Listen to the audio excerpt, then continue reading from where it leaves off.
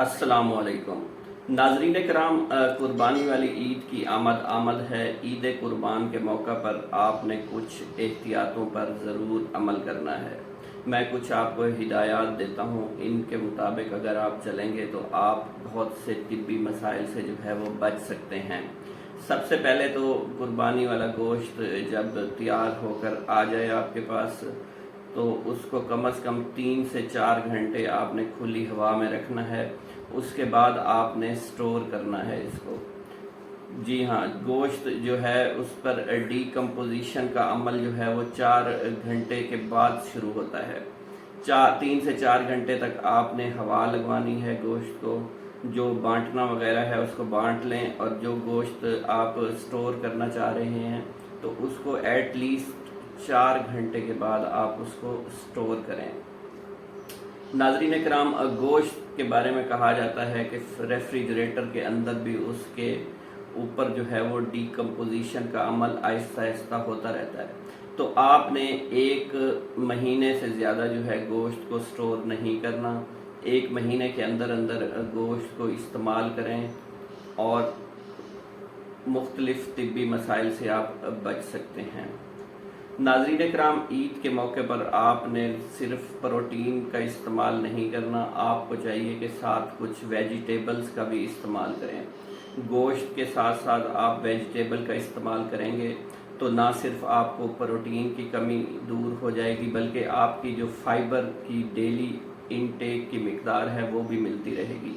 Vegetables और fresh fruits का इस्तेमाल साथ साथ आपने लाजमी करना है। 50 साल से ऊपर के जो हजरात हैं, ख़वातीन और हजरात हैं, उनको चाहिए कि अपने ब्लड प्रेशर, अपने कोलेस्ट्रोल लेवल्स और अपनी डायबिटीज़ मैनेजमेंट का ख़ास ख्याल रखें। बहुत ज़्यादा गोश्त इस्तेमाल करने से उनके बहुत से तिब्बी मसाइल हो सकते हैं, जैसा कि उनके शुगर लेवल हाई हो सकते हैं, उनका कोलेस्ट्रोल ऊपर जा सकता है और उनका ब्लड प्रेशर भी तेज़ हो सकता है।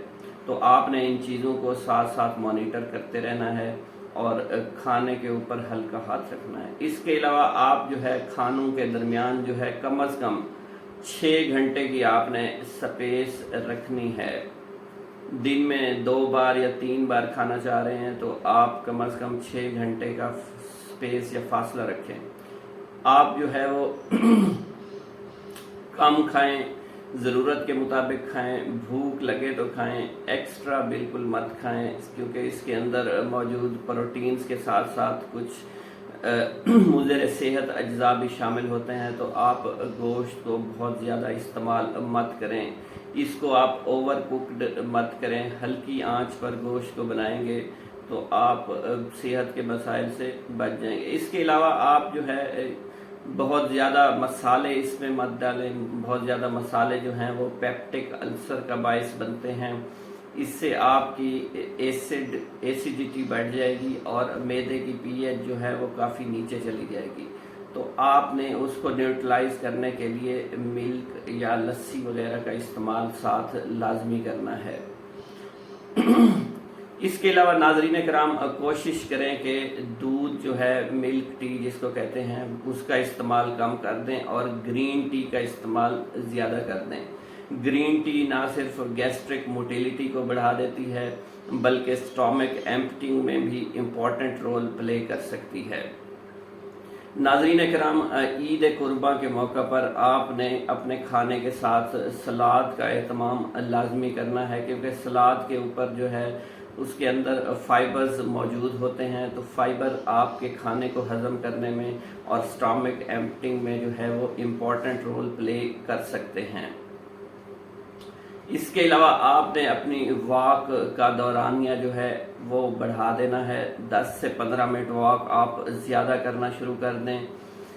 इससे आपका मेटाबॉलिज्म काफ़ी हद तक बेहतर रहेगा और आप जो है वो वॉक करने की वजह से आपका जो बाकी मसाइल हैं सेहत के, जैसा कि कोलेस्ट्रोल, ब्लड प्रेशर और डायबिटीज़ जो है वो उसकी मैनेजमेंट होती रहेगी। इसके अलावा आपने इन दिनों में ईद के, ख़ुसूसन ईद के 3-4 दिनों में जो है पानी को बहुत ज़्यादा इस्तेमाल करना है। हाइड्रेट रखें ताकि आप डिहाइड्रेशन से बच सकें। اور آپ کا جو یہ گوشت جو آپ کھا رہے ہیں وہ بہت جلد ہضم ہو سکے۔ میرے چینل پر آنے کا بہت بہت شکریہ ناظرین، اللہ حافظ۔